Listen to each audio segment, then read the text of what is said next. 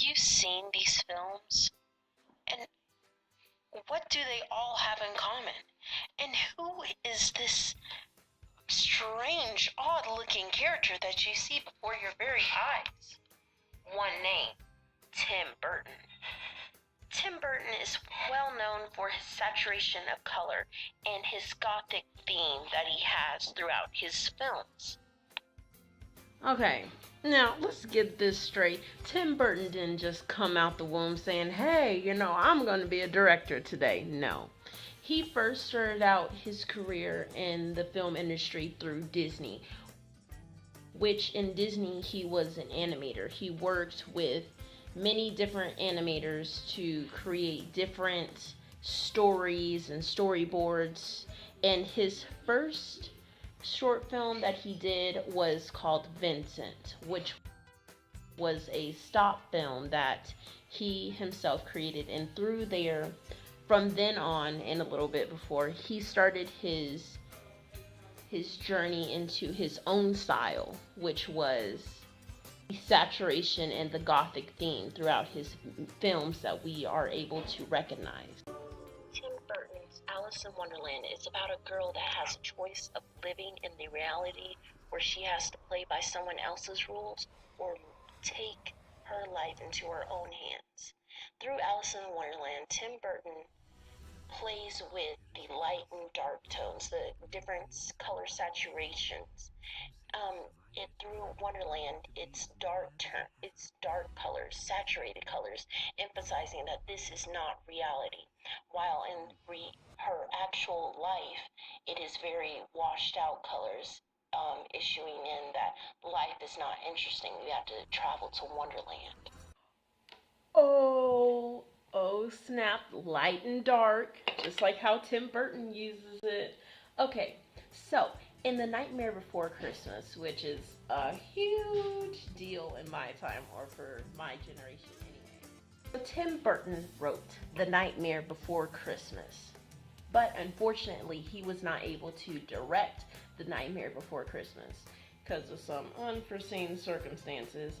But Tim Burton's style was still seen throughout the whole period or the whole film of The Nightmare Before Christmas.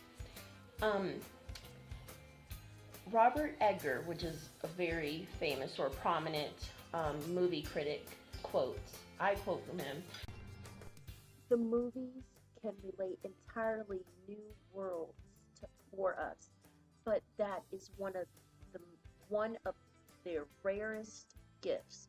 More often, directors go for realism, for worlds we can recognize. One of the many pleasures of Tim Burton's The Nightmare Before Christmas is that there is not a single recognizable landscape within it. Everything looks strange and haunting. Even Santa Claus would be difficult to recognize without his red and white uniform." Robert Ebert.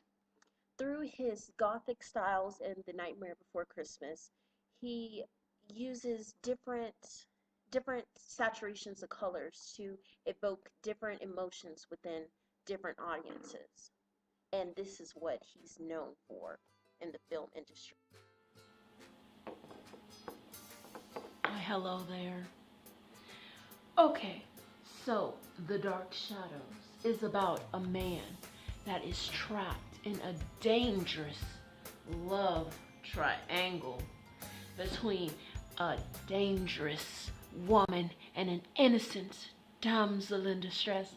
Different colors that he uses in The Dark Shadows, it conveys like a new perspective. The Dark Shadows was set in the time during 1972. In The Dark Shadows, Tim Burton chose to portray the vampire Barnabas Collins as a white vampire to display his innocence throughout the whole film because he was cursed to eternity without love. This is shown throughout the uses of white and the saturation of the color red. Oh man, it's almost time to go. But before you leave Sidney's couch, I would just like to tell you my top 5 favorite Tim Burton movies. At number 5 would be The Nightmare Before Christmas. Then Beetlejuice. And at number 3, it would be The Corpse Bride. And 2 would be The Charlie and the Chocolate Factory. And at number 1, The Dark Shadows.